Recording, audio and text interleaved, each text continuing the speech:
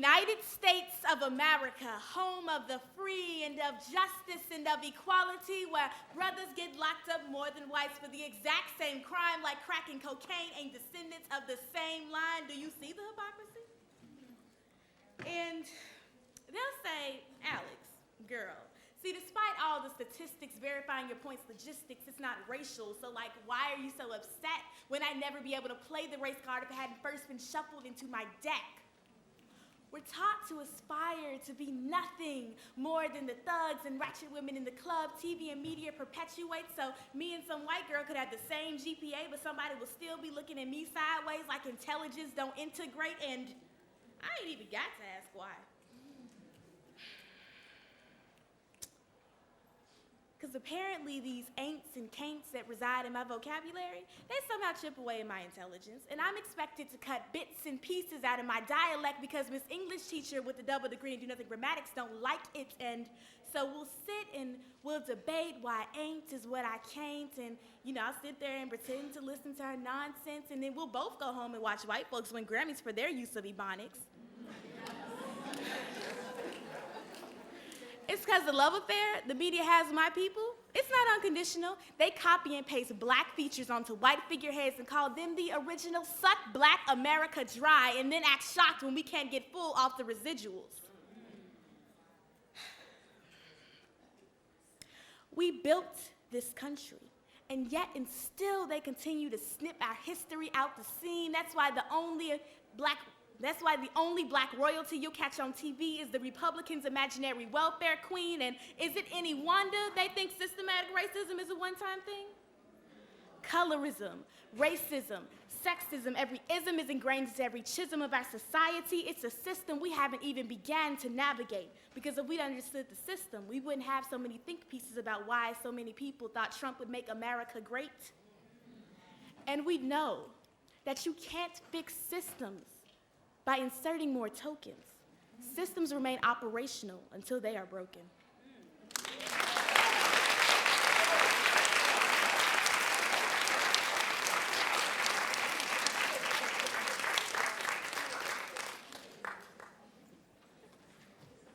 Amazing. Thank you. All right, so we're slowly having more people trickling in, but we're going to go ahead and start so that we can try to stick to time as best as we can. So everyone, please take a seat. If you can just move in as close as you can. That way we can try to avoid having too many people in the overflow room as possible. Also, please silent any electronic devices that you may have. So we are excited to welcome you now to the 6th annual Victor J. Schoenbach Keynote Lecture. I have the great honor of introducing our Planning Committee Coordinator, Kyle Nisbeth. Kyle Nisbeth is a second-year master's student in the Department of Health Behavior at the Gillings School of Global Public Health and serves as this year's Planning Committee Coordinator. Novelist and poet Alice Walker said, "All history is current, all injustice continues on some level somewhere in the world." These words from her Spelman sister and her belief in the fact that activism is the rent we pay for living on this planet drives her forward and contributed to her desire to be a part of this conference.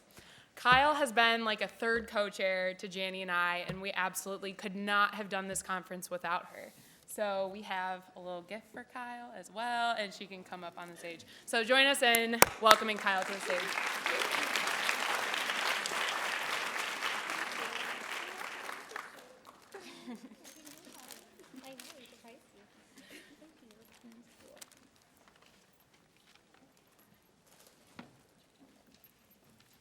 Good afternoon, all. Sorry. Good afternoon, all, and thank you, Janie and Marisa, for asking me here today to introduce the 6th annual Victor J. Schoenbach Health Disparities Keynote Lecture. Dr. Robert E. Fullilove is the Associate Dean for Community and Minority Affairs, Professor of Clinical Socio-Medical Sciences, and the co-director of the city's research group. Dr. Fullilove has authored scores of articles in the area of minority health. From 1995 to 2001, he served on the Board of Health Promotion and Disease Prevention at the Institute of Medicine at the National Academy of Sciences. Since 1996, he has served on 5 of the Institute of Medicine study committees that have produced reports on a variety of topics, including substance abuse and addiction, HIV/AIDS, tuberculosis, and damp indoor spaces and health. In 2003, he was designated a National Associate of the National Academies of Science, Engineering, and Medicine. In 1998, he was appointed to the Advisory Committee on HIV and STD Prevention at the Centers for Disease Control and Prevention. And in July 2000, he became the committee's co-chair. Finally, between 2004 and 2007, he served on the National Advisory Council for the National Center for Complementary and Alternative Medicine at the National Institutes of Health. Since 2010, he has taught public health courses in 6 New York State prisons that are part of the Bard College Prison Initiative and serves as the senior advisor to the Bard College Prisons Initiative's public health program. Dr. Fullilove presently serves on the editorial boards of the journal Sexually Transmitted Diseases and the Journal of Public Health Policy. He has been awarded the Distinguished Teaching Award at the Mailman School of Public Health 3 times in 1995, in 2001, and in 2013. And in May 2002, he was awarded an honorary doctorate from Bank Street College of Education. It is my distinct privilege to now ask you all to join me in welcoming to the stage this year's Victor J. Schoenbach keynote speaker, Dr. Robert E. Fullilove.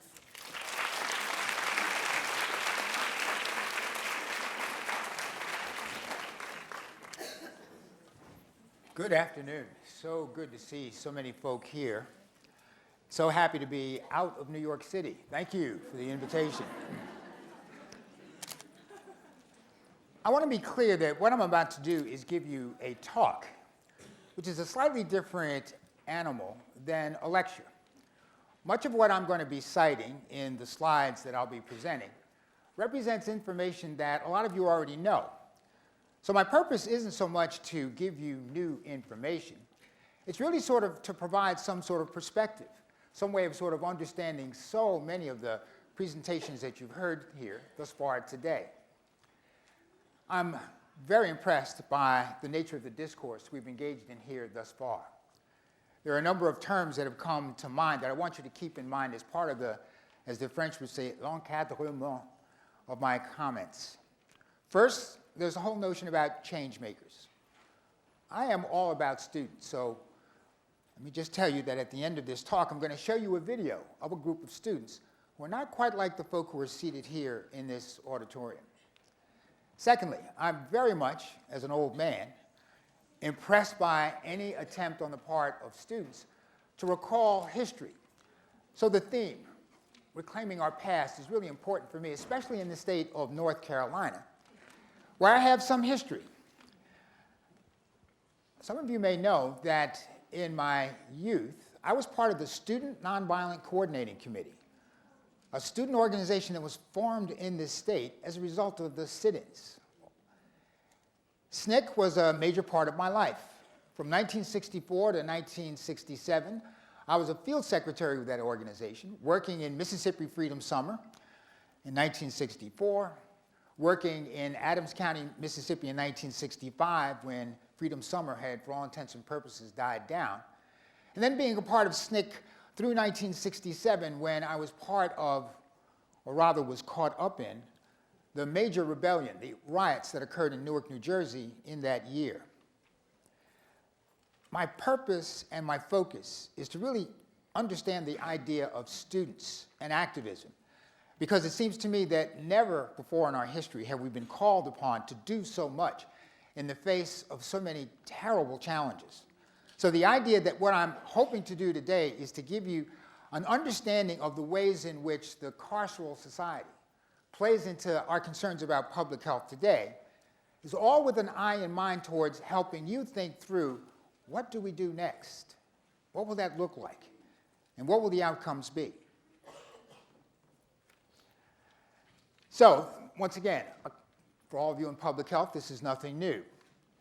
The idea that we're talking about disparities and inequities leads me to want to focus especially on the idea of inequities.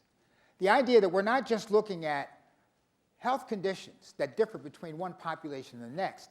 It's the idea that they are preventable, that they're avoidable, and that they are inequitable in their unbelievable content and impact. social determinants of health. We're accustomed to sort of doing a back and forth between what do we do with individuals, what are the ways in which our public health interventions change the lives of individuals, empower them to do the things that they have to do. But we're also aware of the fact that individuals aren't always in a position to determine the nature of their fate, that environmental factors have a great deal to do with the choices that people have available to them.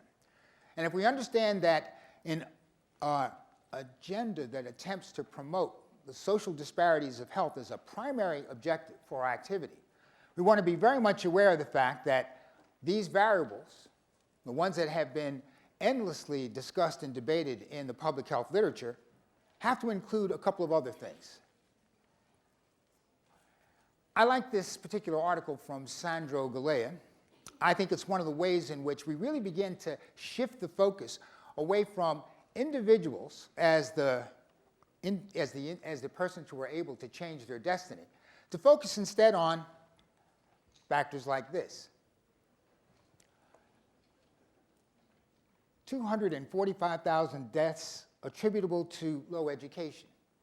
Focus on that notion, having said that I'm interested in students and in the role that students play in the future of public health. Focus on how much education is one of the key factors in our understanding of differences in health status. Few variables in our predictive models about health status are as important as education. And if you have that in mind, it becomes also clear that because we are in a racially segregated society, where opportunities to be schooled, where access to educational opportunity is often framed by the nature of the community in which you're a part, being in a highly segregated country has a great deal to do with the reasons why educational attainment is such an important fundamental feature of our understanding of health disparities.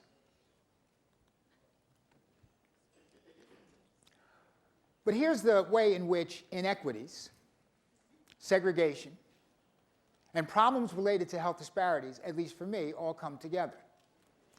It'll be interesting to see whether or not on Sunday the film 13 will get an Academy Award. Thank you for your chuckles. You know exactly what I'm talking about. I had a conversation at lunch about the degree to which, at least in my mind, students in the 21st century suffer because sometime in the 1950s, as a nation, we decided to cut history out of your education. We decided as a nation it was more important to focus on science and technology. And as a consequence, we're a nation that often doesn't know where we came from. And the idea that we're trying to guide our future without knowing the past that we've had to live through means that some elements of the future are always going to be in question. So the idea that we freed the slaves in 1865, but left one important proviso. You're free except as a punishment for crime whereof the party shall have been duly convicted. I worked in Mississippi for many years. This is from Parchment Farm, a prison in Mississippi, somewhere around the turn of the century. Dramatic. I'm told this is from Alabama, just a couple of years ago. Those of you who have traveled through that state, especially during the summer, may have seen groups of men like this on the side of the road, doing what was necessary to keep the place beautiful. And perhaps you understood that either they were working for no wages whatsoever, or if they were in a facility that gave them jobs that paid, they were often making minimal wage, I'm talking about 16 cents a day, that they all wound up paying back to the commissary for food, for cigarettes, for something to break the monotony of being on the inside. But certainly as we look at this as a phenomenon of the 20th and 21st century, we are, of course, brought up short by this rather dramatic representation of what our carceral society has become and the ways in which it was generated largely as a result of a desire to make a war on drugs. In 1972, there were approximately 200,000 men doing time in state and federal prisons. In 2013, that number had grown to more than 2 million. If you add to that the 5 million or more who are under community supervision, the polite term for parole, it becomes clear that one of the drivers of health disparity has to be the inequities that are created, the disadvantage that is visited on someone as a result of having served time. In many of my papers, I've tried to argue that this is where many health disparities begin. The idea that 1 out of every 3 black males at some point in time in his life is going to do time in a prison gives rise to the fact that, as we think about last year's election, there are 7 states in the United States where 1 out of every 4 black men has permanently lost the right to vote because he's been convicted of a felony. It becomes evident that we're looking at something that isn't just conferring disadvantage on the individual, it is something that's going to have a dramatic impact on the communities from which these men are taken.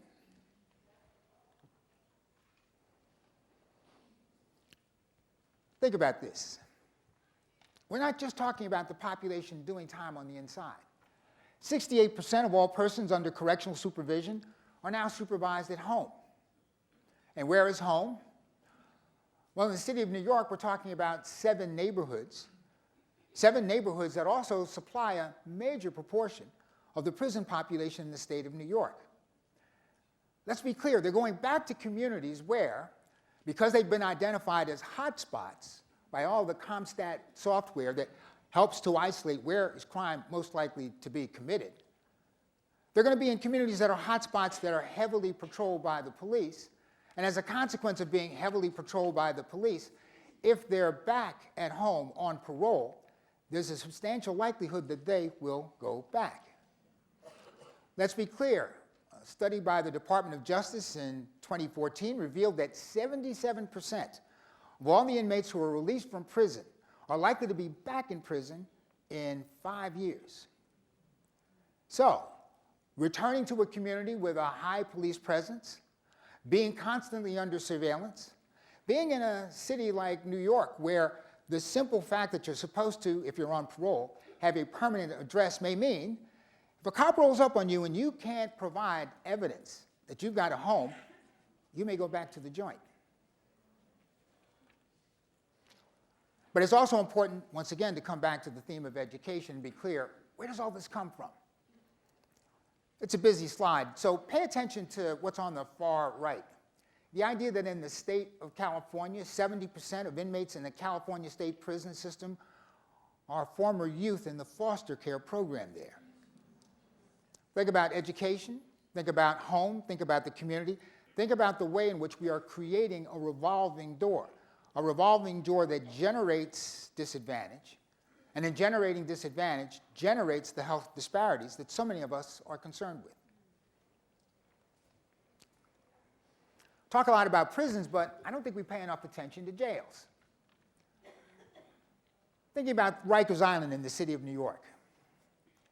Thinking about the stop and frisk tactics that were present in New York City between 2000 and 2008, where some 8 million young black and Hispanic men were routinely rounded up by patrolling cops and, in many instances, taken to a place like Rikers Island, where they may not have actually been convicted of a crime, but the simple fact that if they were, for example, somebody living on minimum wage, they suddenly discovered that a week, 10 days out of the job for somebody who has no sick pay, who has no sick leave, really meant that you lost the job. And if you're a student, who among us can afford to miss 10 days to 2 weeks worth of classes and remain constant and current with all that the class is trying to impart? I'm suggesting that the simple fact that people are locked up as a part of the crisis of throwing people into jail involves a very significant portion of the American population. 11 million people processed annually in the nation's jail. They may not have a criminal record, but those of you who have perhaps tried to Google someone's name and noticed that in the far right-hand corner there's often a little ad that says, was this person ever arrested? Was this person ever incarcerated? There's a way in which in the modern era something as simple as having spent a night in jail follows you around. And if it becomes a permanent part of your record, How many state schools ask, as a condition of your being admitted to an undergraduate program, have you ever been arrested? Have you ever done time in a prison?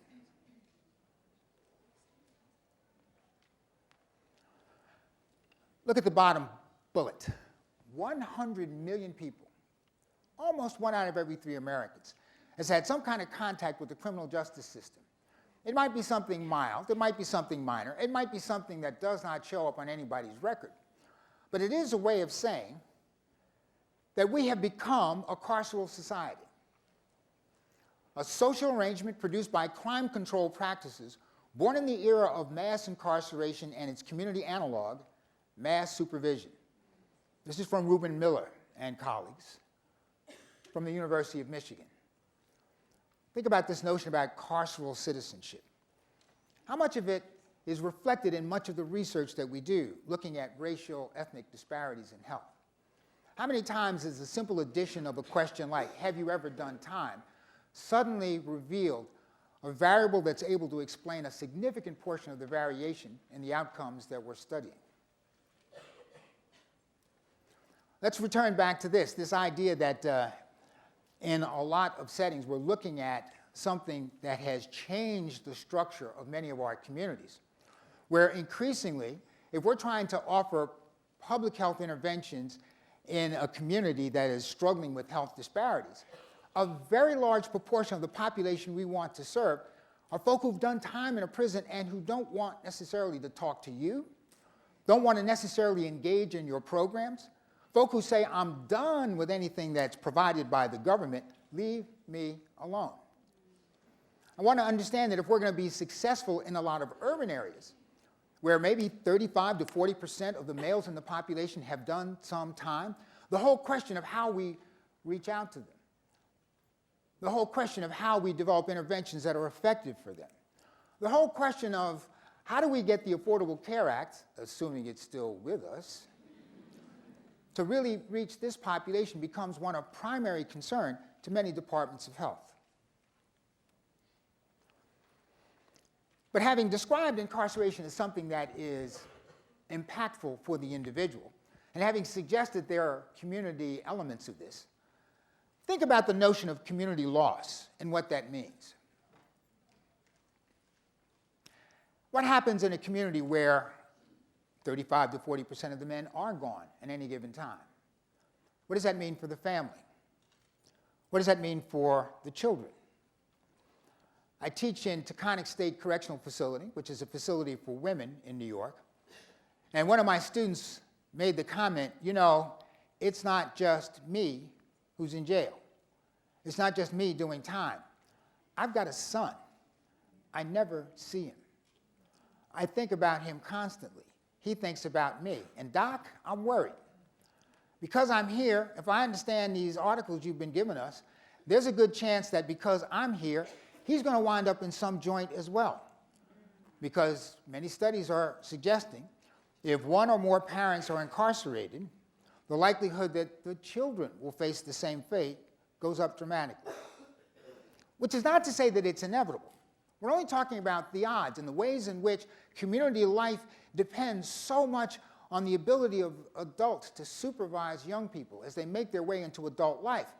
If a substantial portion of that population is gone, all of our notions about education, child rearing, are going to have to adjust to this reality of parents being gone and kids being set adrift. Those of you who do studies examining gangs and gang membership know that this is often a fundamental feature of what makes gangs so attractive to many of our youth. It becomes their family in a setting and in a situation where the family no longer exists. They're in a vacuum, and filling that vacuum with something that we worry about, that often fosters violence, is one of the community consequences. It's part of that index of community loss. Here's something I've been writing about a great deal. I talked about the fact that the state prison system in New York in 1990 was one in which, despite the fact that we're describing a set of facilities that are often hundreds of miles removed from New York City, it was clear that with 74% of the residents of these facilities coming from New York City, meant that these were community institutions, despite the fact that they were so physically far away. I became fascinated with the notion that prisons were driving so much of HIV when in 1990, when I testified before the President's Commission on AIDS. Anybody remember that? I was preceded by someone from the CDC who, in giving the inevitable epidemiologic lecture about HIV, mentioned almost in passing, well, you know, when we look at the incredibly important role that drug use plays in HIV infection, we shouldn't be surprised that state prison populations often house a group of individuals with infection rates that are 4 to 5 times what they are in the general community. And then she passed on to something else. And I go, whoa, whoa, whoa, whoa. 4 to 5 times what they are in the community? All right, we understand its etiology. We understand that it's all about drugs. But isn't it clear that if we're talking about HIV, there is a link between the war on drugs and the high concentration of HIV in these facilities? Even in 1990, we were accustomed to dating the beginning of the epidemic in 1981, when the MMWR article comes out and talks about the presence of a group of young men with an old man's cancer, Kaposi sarcoma. But we're all aware, right? This was a moment in which we described, it's a moment in which we discovered people who are living with the end stage of HIV disease. If it's an infection process that takes 10 years to manifest itself, if symptoms don't appear until they come out as AIDS-defining illnesses, isn't it the case that the real beginning of the epidemic isn't in 81 when we noticed it? It would have to be in the 1970s, when it was already present probably in the needle injection sharing behaviors of large numbers of folk who didn't know that they were infected and whose drug use was passing the virus in the most efficient way possible. As a nation with the war on drugs, we were obviously locking up the population at greatest risk for exposure to this virus. And why should we be surprised that there, to this day, remains a heavy concentration of HIV inside our prisons? No surprise, therefore, that New York City, which typically leads the nation with respect to the concentration of HIV infection cases that are there, has been incredibly impacted by the circulation back and forth between the community on the one hand and the prisons on the other. Now, I don't at all want to stigmatize inmates as being vectors of disease. What impresses me most is not so much that this circulation exposed folk to infection in the community as well as in the prison. It's the loss of the leadership potential that these men and women represented when instead of being home, they were far away.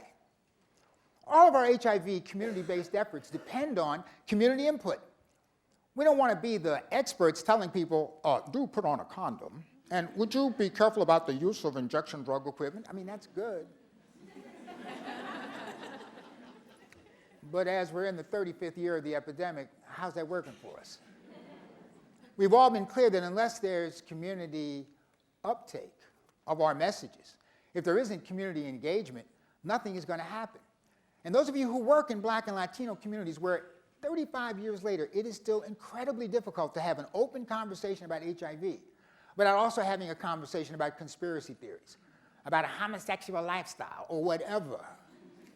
The fact that these conversations do not occur, I believe, is routinely a function of the fact that we're no longer working together as a united community, as was the case in the Civil Rights Movement. Think about the Montgomery bus boycott. In 1955, there were no emails. There was no Twitter. There weren't even fax machines. However, on December 1st, Rosa Parks gets arrested. December 5th, 85 to 90% of the Montgomery population decides to boycott the buses. If you want to talk about social capital and collective efficacy, that's the kind of thing we have always tried to create in our efforts to mount HIV prevention efforts that are truly community-based.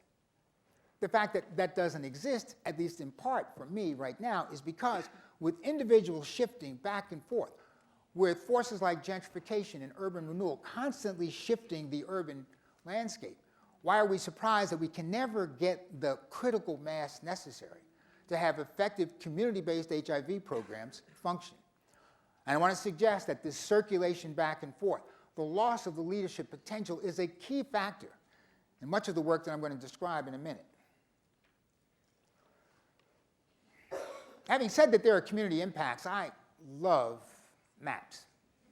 I had a conversation at lunch where we talked about the fact that one of the other things that's missing from the high school curricula is geography. Do any of us know where anything is, really?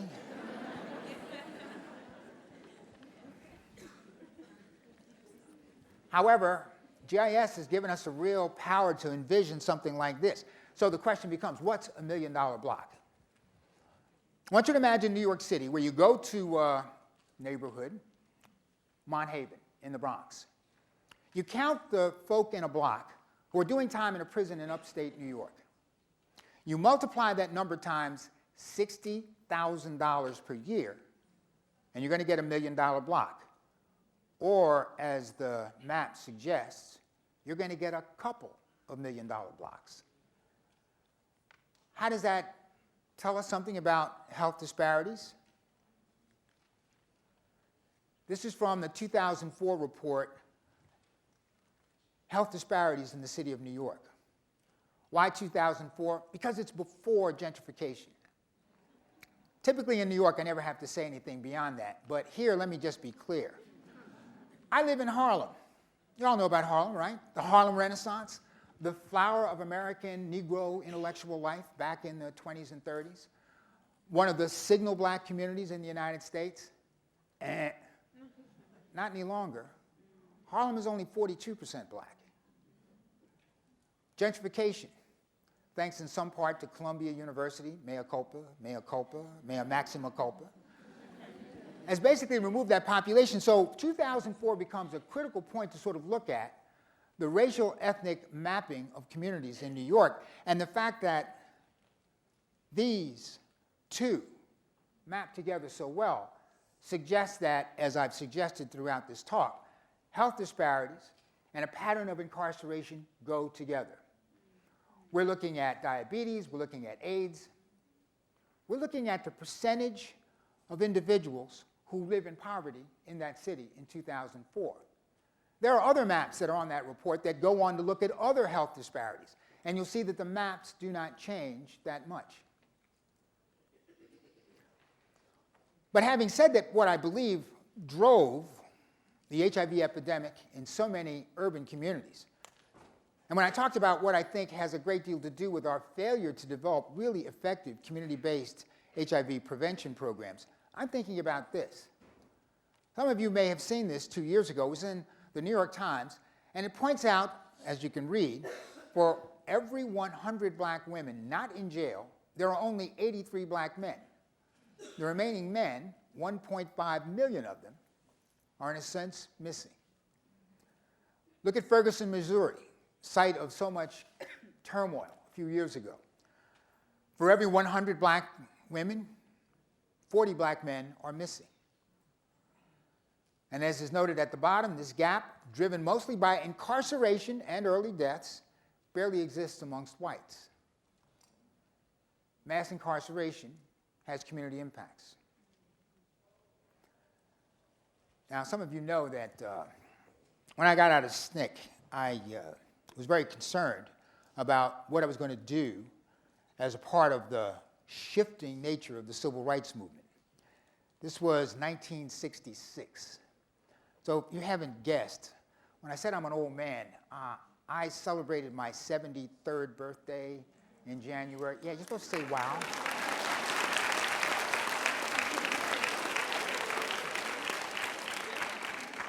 That is a naked appeal for applause. It always works. I really have to stop that. I really do, but I can't resist it.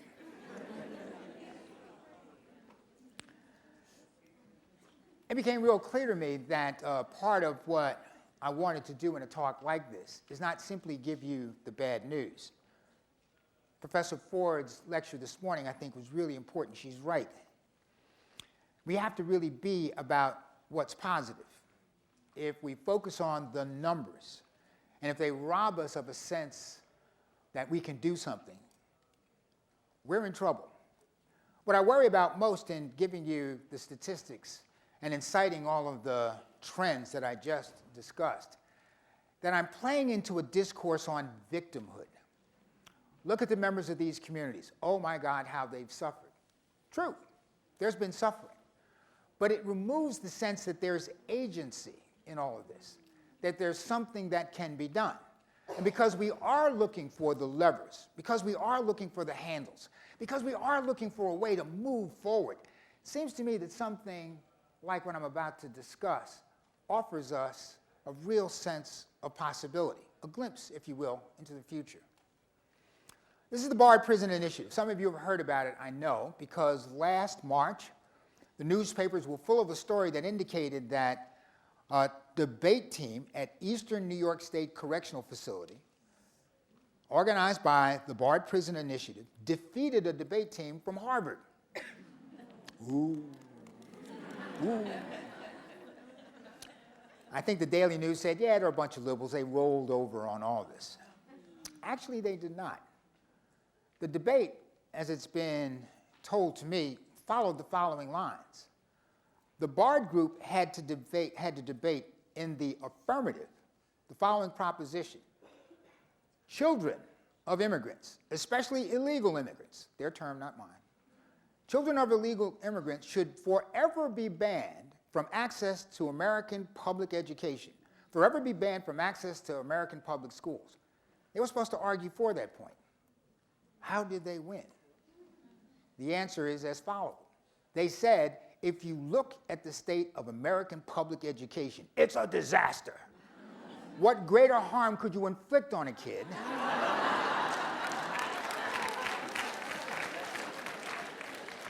than sending them to some of the schools that we attended that helped produce our being here? They won. So there's been a lot of interest in the whole notion that there was a time in this history, in this nation's history, when you could get something of an education, a college education, while you were on the inside. But then, in the ever-present wisdom of the Congress in 1994, unfortunately when Bill Clinton was president, this move with welfare reform also produced a bill that eliminated Pell Grants for inmates who were studying for a college degree on the inside. So some 500 programs or more suddenly disappeared. What's important is that there's a Rand Corporation, I want to describe this as a study that looked at the importance and the influence of education on the inside of a prison facility. It wasn't just looking at college education, it was looking at any form of education whatsoever, pointing out that some 68% of all persons doing time in state and federal prisons are folk who did not finish high school, or folk who, if they did, for all intents and purposes, are functionally illiterate. So the idea that an education, a good education on the inside, often confers benefits was expressed in a statistic that said you have a 43% less chance of being a recidivism statistic if you've had some form of education on the inside. So the idea that a college education, which is so vital for any kind of employment in the 21st century, as a way of reversing the trends of incarceration becomes incredibly important, especially if it means that there's going to be a link between having an education on the inside and having a job on the outside. Let's recall that some 89% of all the folk who were picked up and returned to prison on a parole violation are folk who, at the time of their arrest, were without jobs. The link becomes important. I have been offering a public health concentration on the inside. I've been going through the idea that what I learned as a community organizer in Mississippi ought to be transferable to a population that wants to go back home. And I'm very clear when I have my first introduction to public health class with these individuals when I say the following. Gentlemen, let's be clear. If you're smart enough to sit in a classroom with a professor at an Ivy League medical school / School of Public Health, if you can follow what I say, if you can pass my tests, if you can write essays that I deem to be appropriate for your level of education, think of what that means about your intellect. Think of what would have happened if that intellect had been at the service of the people in the community that you left behind.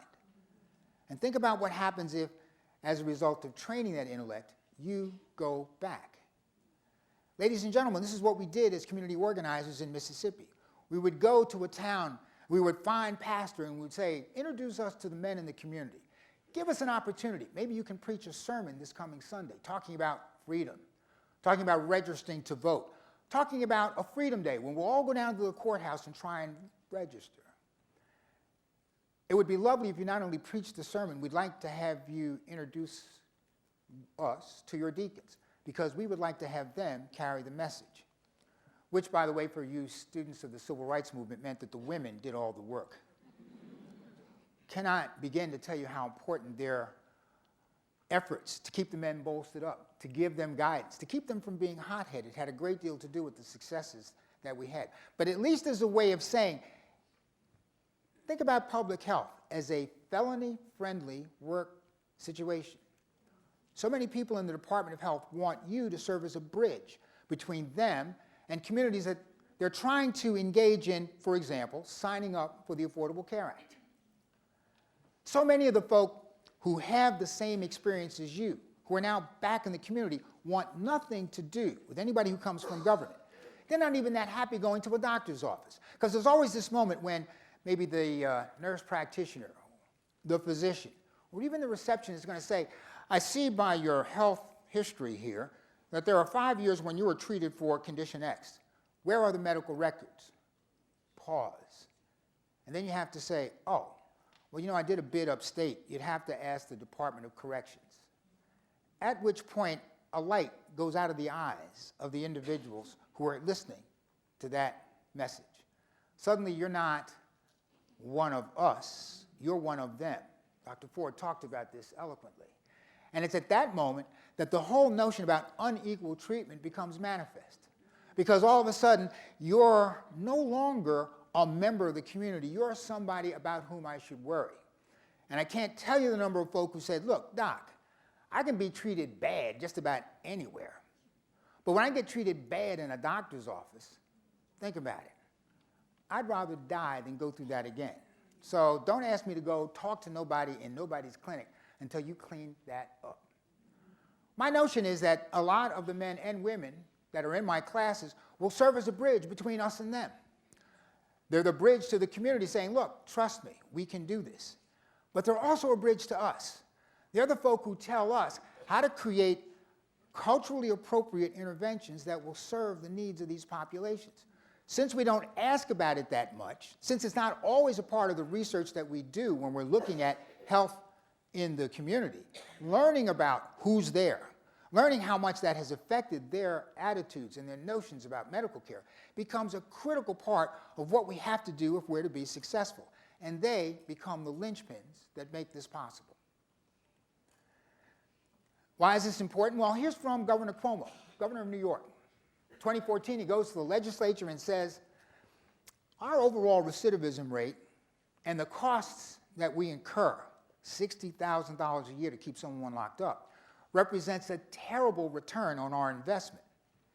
It costs $5,000 a year to educate someone and provide them with a college education on the inside. The recidivism rate of those who are part of the Barred Prison Initiative is less than 4%. Do the math. However, we're a nation that hates criminals. Name a politician anywhere in the United States who can get elected on a plank that says, I'm soft on crime. It's not happening. So as you can imagine, as is pointed out in the slide, a lot of the legislatures said, oh no, that's impossible. My constituents are struggling to send their kids to school.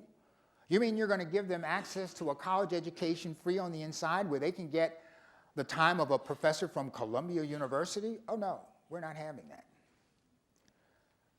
So we find ourselves in a setting, find ourselves in a situation where there is tremendous potential, tremendous possibility created by what it means to take a public health message, a public health concentration to folk on the inside, But the question is, what will be the next step? How do we overcome the opposition that exists in so many places to having something like this?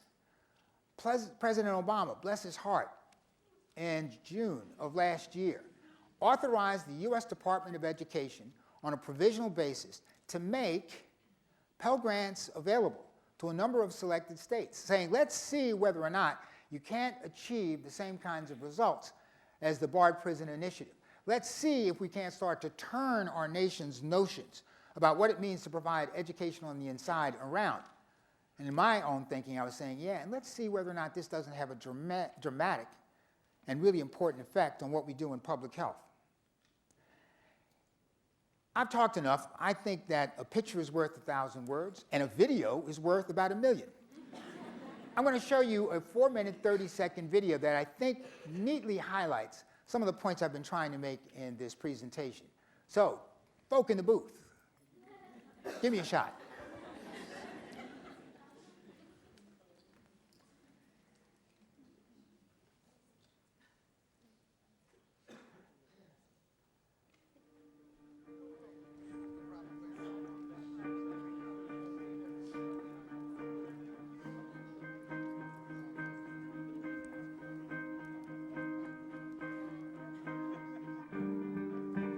BPI program first started at Eastern, approximately 15 years ago.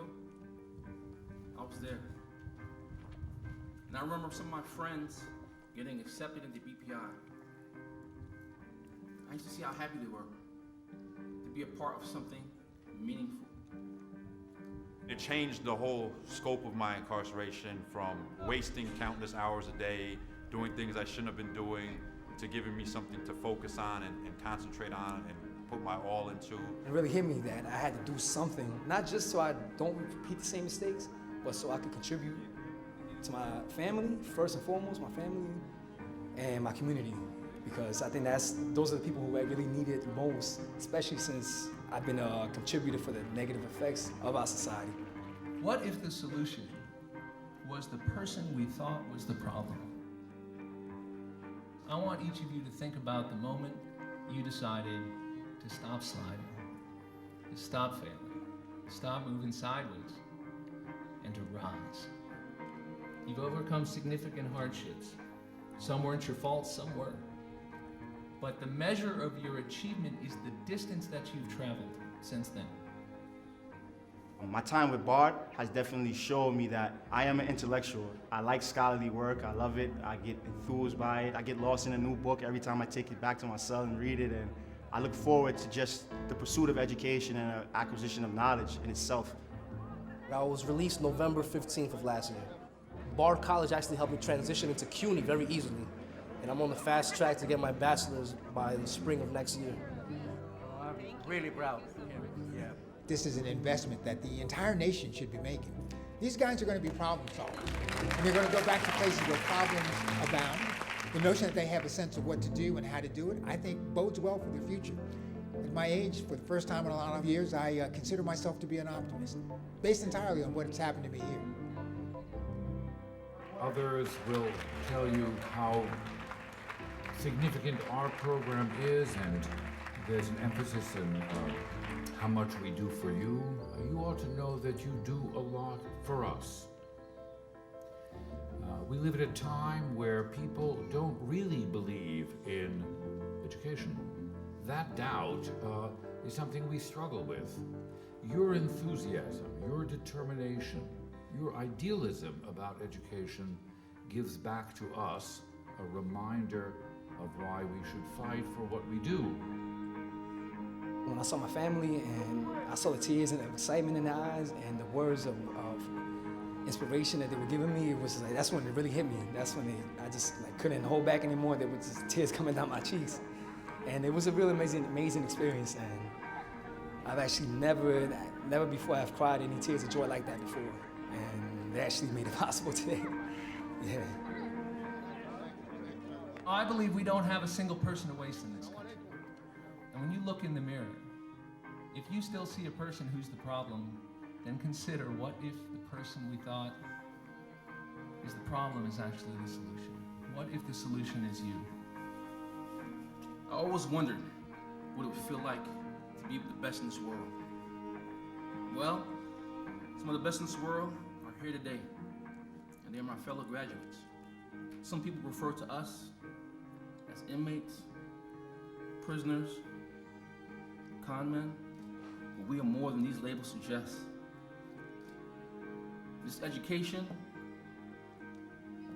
this degree, it symbolizes excellence. Excellence that's a birth out of struggle.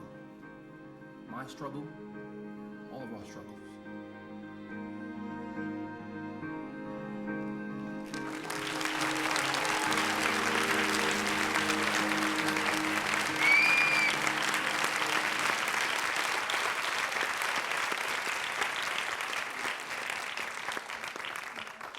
Rich Kamara, the young man who said that he had been released November 15th and that Bard had helped him get on the fast track to complete his degree at CUNY.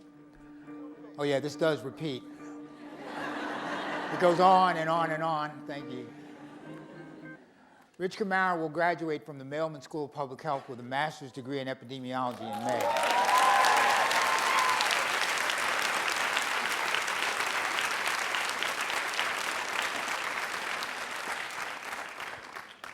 In the end, isn't this what we're all about?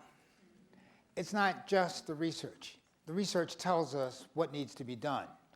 If it's really good, as Dr. Ford said this morning, it identifies the cracks in the system that we have to exploit. My purpose here has been simple. These men and women represent not just an underserved portion of our population, they represent potential, significant potential. If we are about the work of public health, if we are about the work of eliminating health disparities, we have partners that we can recruit who understand this work, who have the same capacity as you to see the truth in what it is we're trying to do. And it seems to me the future, which is what this conference is all about, involves our understanding our history, understanding what created that system, and then figuring how we turn it on its head and exploit it to our ends, not theirs. Thank you.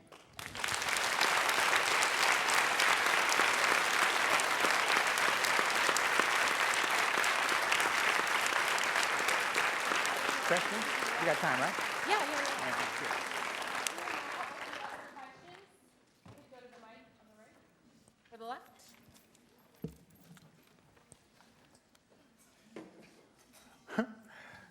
This was intended to be a sermon of sorts. And as I don't know how many people in church stand up and ask pastor questions. So I understand if instead you want to pass the hat and have a what in the Christian church is often described as a come to Jesus moment. I'm aware that we're in a very ecumenical setting here, but you all get the notion. I'm hoping you'll have questions about these guys, what they're doing, these folks, what's up here. Please, you ready? Yes. Okay, first of all, that was an awesome speech because if my dad was here, he will literally pee his pants because he gets excited with this.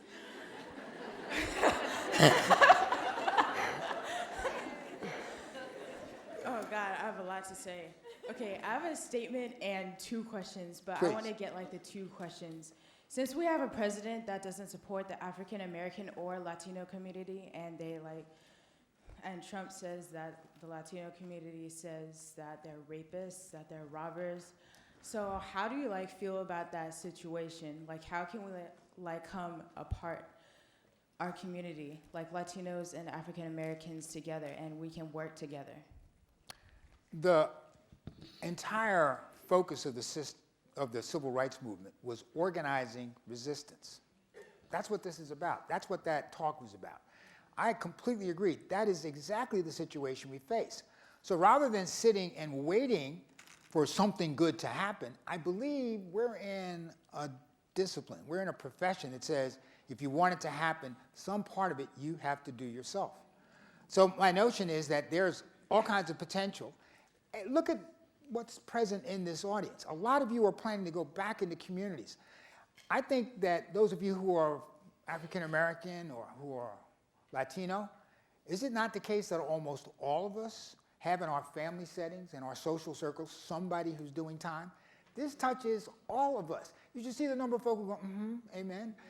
Well, okay, if this is the reality that all of us live with, if we know that it has such an incredible impact on many of the things that we're studying, the idea that, I love the way the commencement speaker phrased it, why not think that those who are the problem are actually part of the solution? And my answer to your question would be, yes, if we think of them as part of the solution, if we really focus on what we do in communities that have been hard hit by health disparities and incarceration, organizing the resistance with the folk who are still on the inside and planning to come home seems like an idea whose time has come. Thank you. And I have one more question Yes, please. and a statement.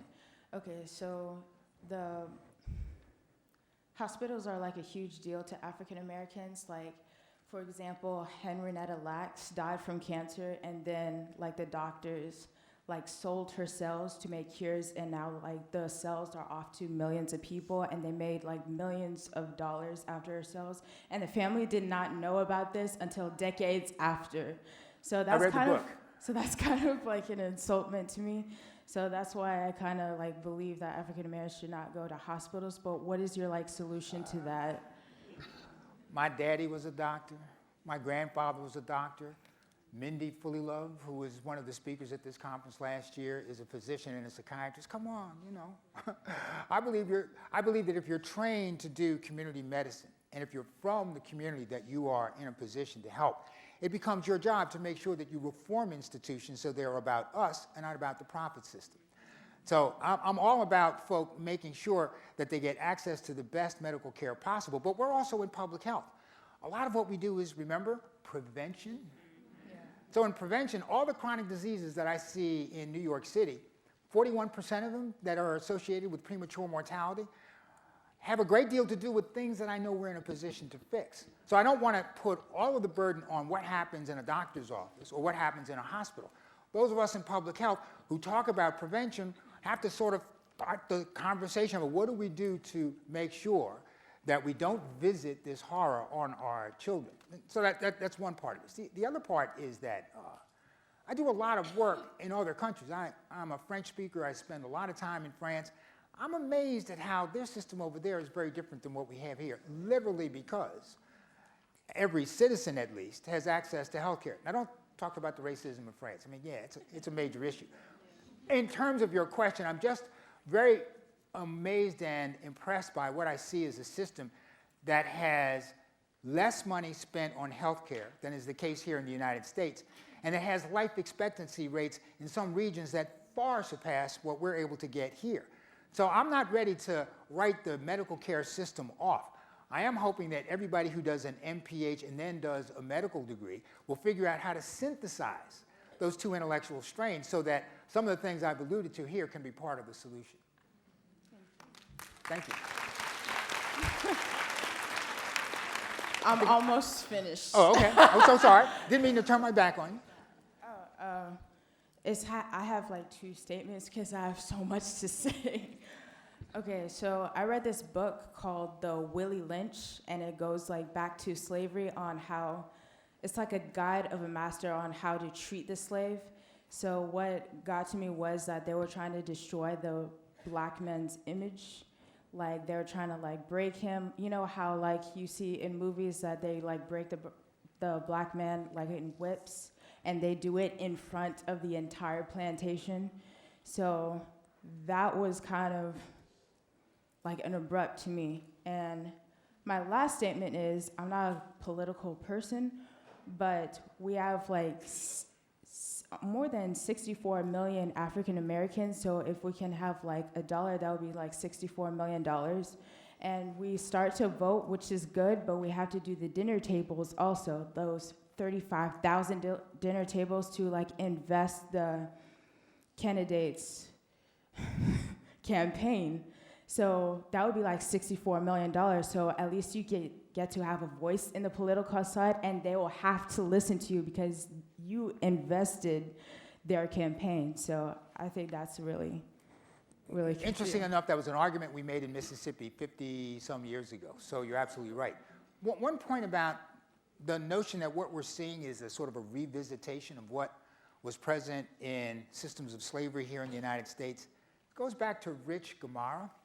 I'm going to say something that I know he says in his own presentations. Rich spent 2 years in solitary confinement. 2 years, a young man, 2 years in solitary. He said that was the moment when he got his head together. He had time to think, he had time to reflect. Everybody wonders, you're a criminal, how much of this is them playing you? I'm really kind of clear that there are redemptive moments that are possible largely because of the power of education. You literally see the world in new lights. Never underestimate the power of information to alter your vision of what's possible, to alter your vision of what it is that we have to do. So although we're living with a terrible legacy, seeing people come back from something horrific and making something out of that experience is what I think we're all basically depending on, that we ain't done yet. Thank you. Any more questions? I'm sorry for being so long-winded. I think she was. Please, okay. My question sort of tags on to that. We're working on reducing recidivism in our county, and we're also working on reducing the overdose death rates and prevention to drug use to begin with. And research shows that when you score people based on their life experiences on the ACEs scores, I'm talking about the adverse childhood experiences, it can give you a good indication of what their outcome possibly could be in terms of health outcomes, as well as potential to use drugs in the future, as well as potential to be incarcerated. And we've discussed this a lot in California. Public health is like leaps and bounds ahead of us over here on the East Coast. And they're already using those scores to work on reducing poor health outcomes, catching children early in life. And of course, one of those big effects on those scores is having a parent that's incarcerated. Do you talk about that with any of the work that you do, or do you use it to provide a framework for your work? A significant number of the men that you saw in that film are fathers. They get regular visitation. When they talk about their dreams for themselves, what's going to happen when they get out, the first thing that they mention is the kids. When I have them write proposals about community-based health and public health interventions that they'd like to undertake, almost 80% of them say, I want to talk to the youth. I want to be someone who's present in their lives. A lot of these guys describe themselves as gangster legends, which means that, you know, they're the kind of folk who, when they go back, people say, oh, so glad to see you back. What have you got to say for yourself? They plan to have a message about what that would look like. So it becomes very important, I think, as well, since you mentioned the impact of the school. Of all the things that could be done to sort of reverse a lot of the trends that you've alluded to and that I've described, has everything to do with the quality of public education. I mean, so much of the school-to-prison pipeline is alive and well. I mean, that very busy slide had dozens of statistics about what happens when someone is no longer on the track to graduate from high school and get into college. The fact that in our communities that is often a trap that leads you directly to the criminal justice system is one of the obvious ways in which, if we invested more in education, I'm talking about people in public health, if we invested more in education, some of these outcomes would literally disappear, and some of the results that are so neatly predicted by that instrument, I think, can be reversed. Mm-hmm. It's simplistic, but this nation was really founded on the notion that an informed citizenry that was given access to the tools of informed consent through the education that we provided. If we're based on that notion coming back to it and seeing that as a potential first step in solving the problems, I think is really critically important. Thank you. Thank you.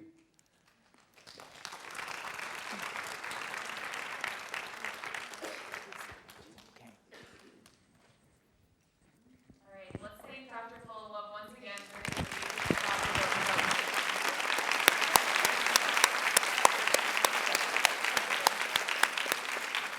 I also wanted to take this moment to acknowledge, we also have some high school students here from NC SLI, which is the Scholars Latino Initiative. So if those individuals are within this room, if they could please stand to be acknowledged. Stand here. There you go.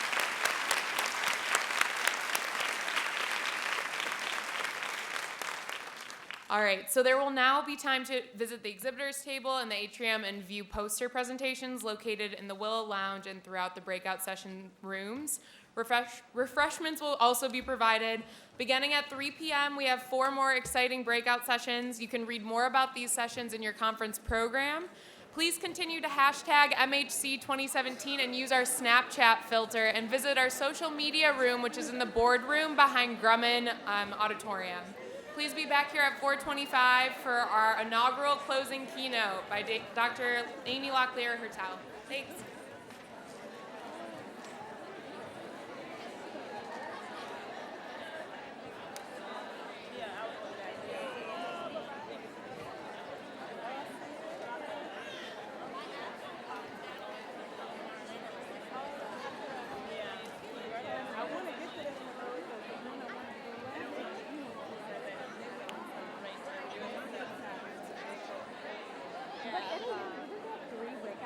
That's what I was gonna say. They're gonna have to like get chocolate.